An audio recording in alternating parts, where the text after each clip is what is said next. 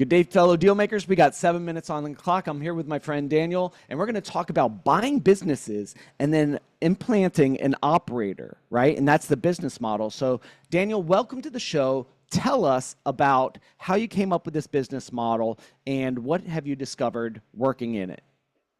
So thank you. Good to be here. And honestly, this is not my creation by any stretch of the imagination.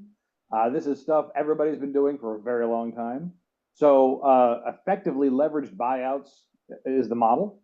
And what I've discovered is the biggest criteria for being involved in the leveraged buyout market are two things. One is the willingness to be continually re-educated.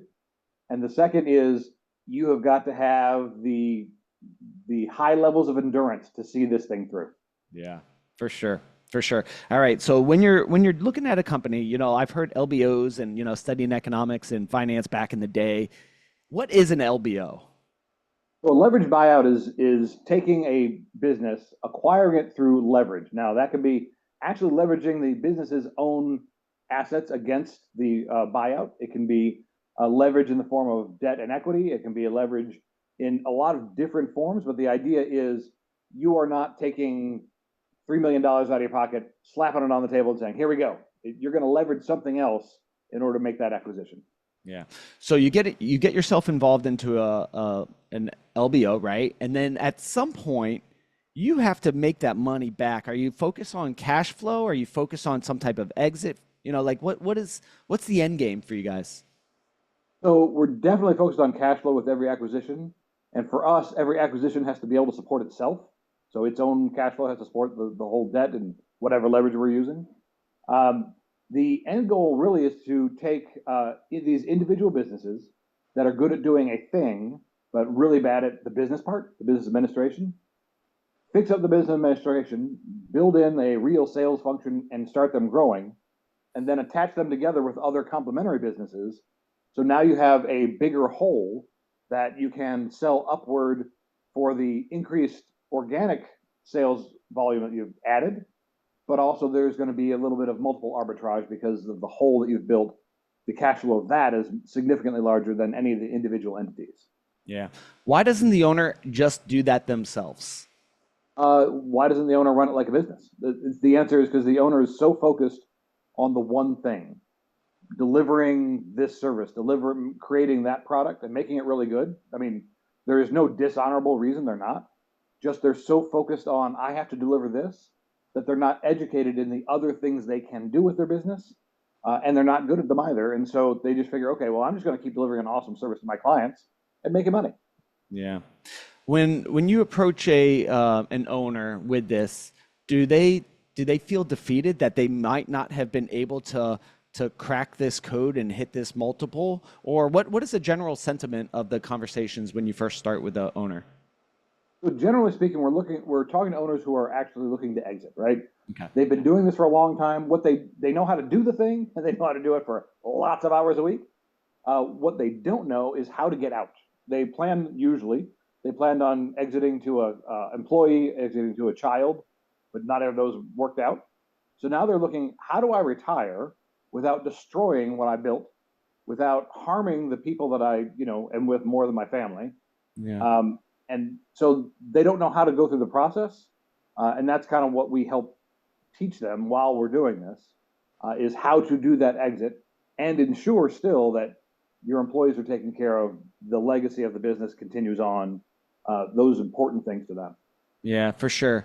Now, I grew up in a family business and my dad knew construction, right? He knew construction, wasn't the best at business, but dang, that guy knew how to make something and develop and build.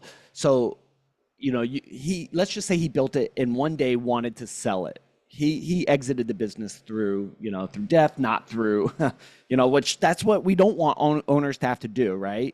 But, he builds this thing and, let's just say he had one opportunity to exit. There's a lot to learn in that process of exits. Whereas that's kind of your all specialty, is coming in, helping them exit, build more value than having another exit down the line. Is that right? Do I have that invert? Okay. So with that, what are the biggest objections you have when talking with an owner about selling the business? So one break point is often in valuation. They don't know how to value it on the market basis, right? What they know how to value is I put 20 years into this, that must be worth X. Or my accountant said I needed this much to retire, so that's what it's worth. Ah, That's usually the first sticking point, but we just explain and can show them with data, this is kind of where the market is for that. And so to get back to your question, your original question, the biggest valuations are done based on a multiple of the really cash flow that they create, these businesses. So the best thing a company can do is to drive more money to cash flow. Now, that's ironic because what they spent 20 years trying to do is make it tax efficient so they don't pay taxes, which means zero profit, as close as you can get. ah. So transitioning to that bigger bottom line that we'll have to pay taxes on is really the answer to how to get the valuation to where you want it to be. One's a lifestyle business, one's an exitable business.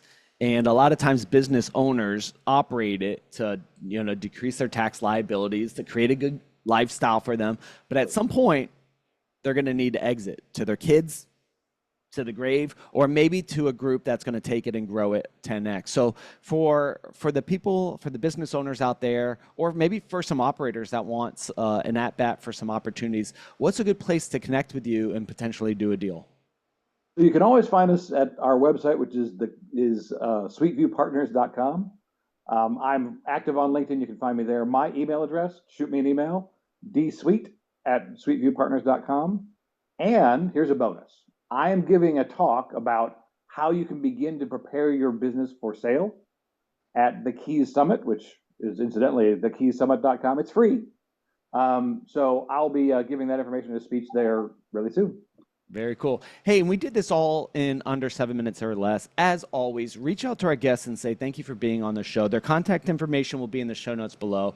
If you have a deal that you'd like to talk about here on the Deal Scout, head on over to thedealscout.com, fill out a quick form, maybe get you on the show next. Till then, talk to you all on the next episode. Love you guys. Thanks, Josh. Bye-bye.